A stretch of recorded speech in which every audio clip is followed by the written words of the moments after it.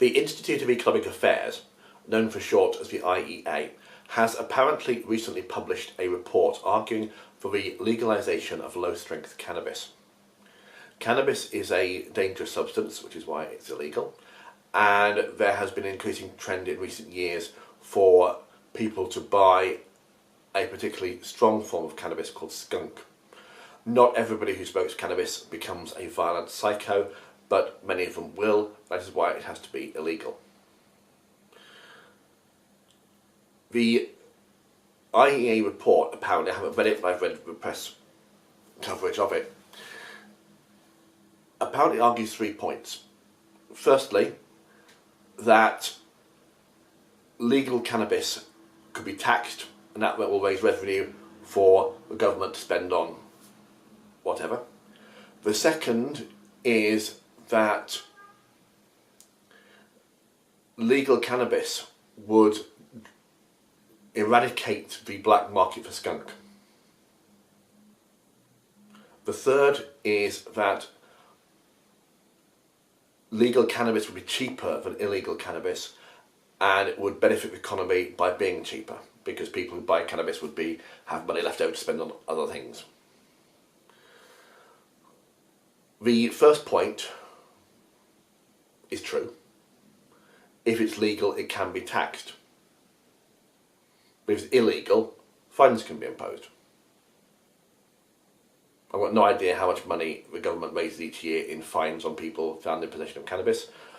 I would imagine it's probably not very much money, but in the great scheme of things, but the option is there to fine people.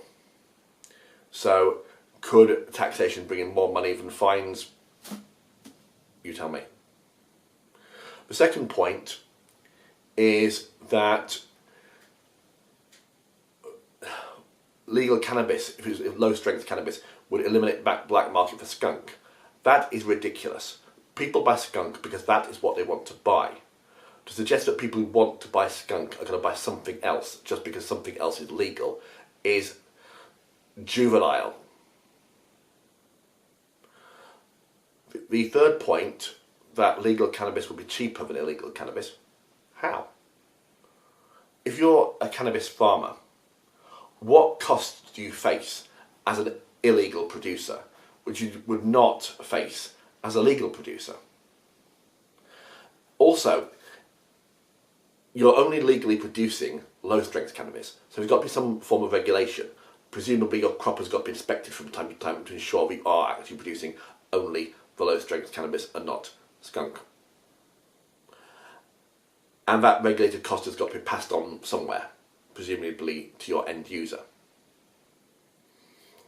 And also, your crop is going to be taxed.